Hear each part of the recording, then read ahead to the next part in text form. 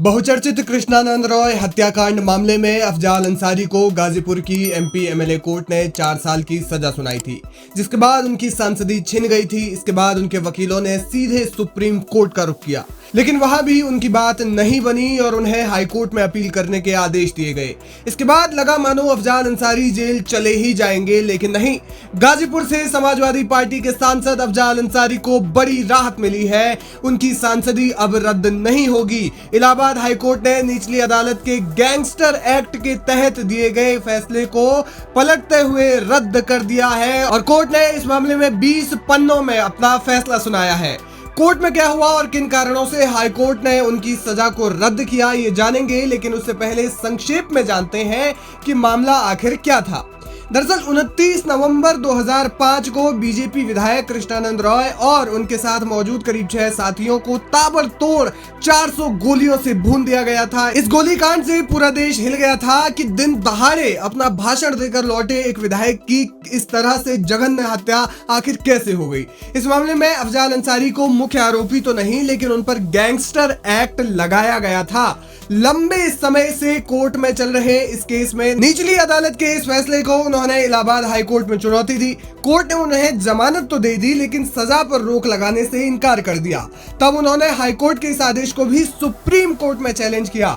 Supreme court ने high court को मामला सुनने का आदेश दिया और तब जाकर इस मामले में इलाहाबाद हाई कोर्ट में सुनवाई हुई।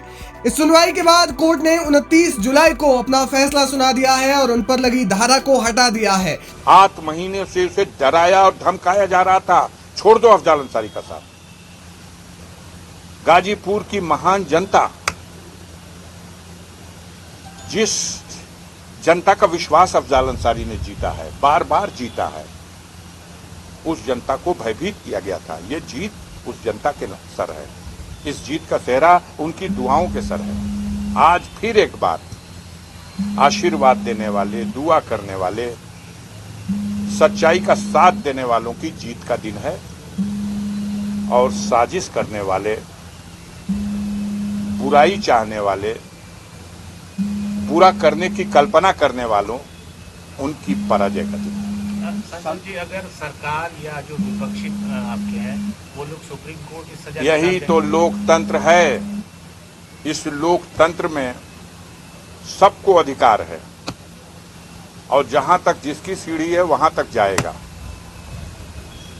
ये फिर एक नया डर पैदा करने का जो प्रयास है, हर डर का हमने संकल्प लिया है जीवन में मुकाबला करने का। अफजाल अंसारी की ओर से अदालत में वरिष्ठ अधिवक्ता गोपाल चतुर्वेदी कोर्ट में पेश हुए थे। उन्होंने अदालत में दलील दी कि अभियोजन पक्ष ने जो गैंग चार्ट बनाया है उसमें कई सदस्य बनाए गए हैं, लेकिन गैंगस्टर एक्ट की कार्रवाई केवल 3 लोगों पर की गई है। ट्रायल कोर्ट में विवेचक के बयान से ये भी स्पष्ट है कि ऐसा राजनीतिक द्वेषवश किया गया था। इसके अलावा जिस मूल मुकदमे के आधार पर अफजाल अंसारी को गैंगस्टर एक्ट में सजा सुनाई गई, उस मामले में उन्हें बरी किया जा चुका है और गैंगस्टर एक्ट के इस मुकदमे के बाद उनके खिलाफ 2 ही मामले दर्ज हुए हैं और वे भी 2009 और 2014 के चुनाव को लेकर जन प्रतिनिधित्व अधिनियम से जुड़े हुए हैं।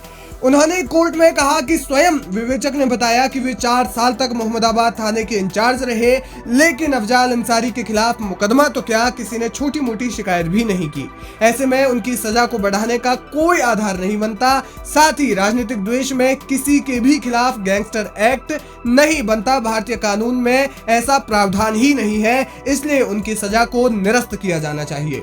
कोर्ट में लंबी बहस के बाद अदालत ने 4 जुलाई को फैसला सुरक्षित रख लिया था और आज 20 पन्नों के अपने आदेश में इलाहाबाद हाई कोर्ट ने फैसला सुनाते हुए अफजाल अंसारी को दोष मुक्त करार दे दिया है।